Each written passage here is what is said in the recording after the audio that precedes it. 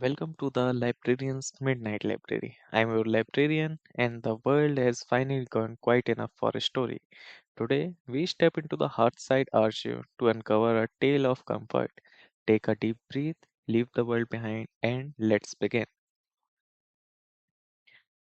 Outside the library windows, the world is locked in a cage of ice. The wind howls across the empty fields, and the trees are nothing more than skeletal fingers scratching at a heavy slate gray sky.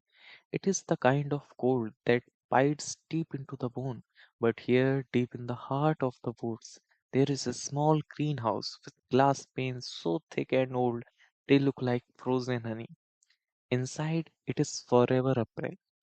I discovered this place on a day when I felt the winter in my own soul.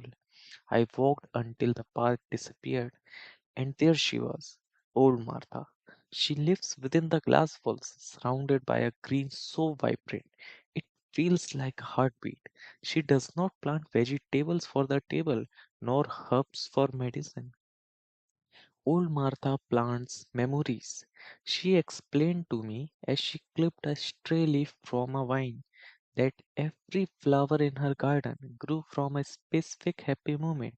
Most people let their joy evaporate like steam, but Martha knows how to catch it. She bottles the sunlight of a summer afternoon. She saves the sound of a child's laughter. She preserves the feeling of a long awaited help. Look here, she said, pointing to a cluster of yellow tulips in the corner. These grew from the laughter of my wedding day. 60 years ago, yet they are as fresh as the moment the ring touched my finger. Further back, where the air was heavy and sweet, were the roses. They were a deep velvet crimson. And these, Martha whispered, are the summers I spent by the sea as a girl. If you lean close, you can almost hear the gulls. She invited me to sit in a wicker chair that creaked softly like a lullaby. She poured tea made from dried elderberries into mismatched china cups.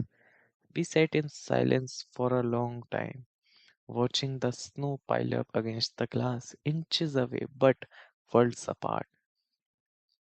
She told me that the secret to a long life isn't health or wealth, it's keeping your garden watered.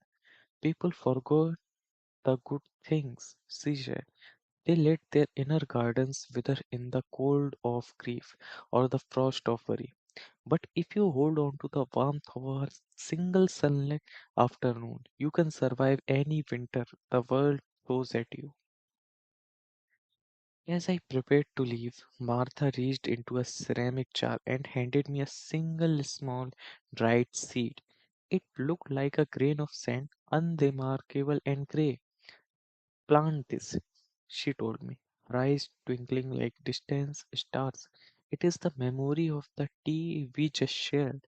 It is the memory of this quiet hour. It will bloom when you need it most.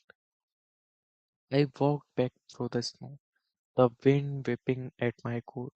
But as I clutched that seed in my palm, I didn't feel the cold at all. I felt the sun of 1,000 Aprils tucked safely in my pocket. The fire has dimmed to embers and the garden is at rest.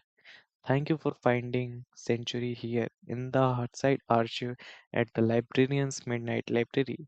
If this story brought you a moment of peace, I invite you to subscribe and join our quiet circle by the hearth. Until the next midnight, stay warm and sleep well.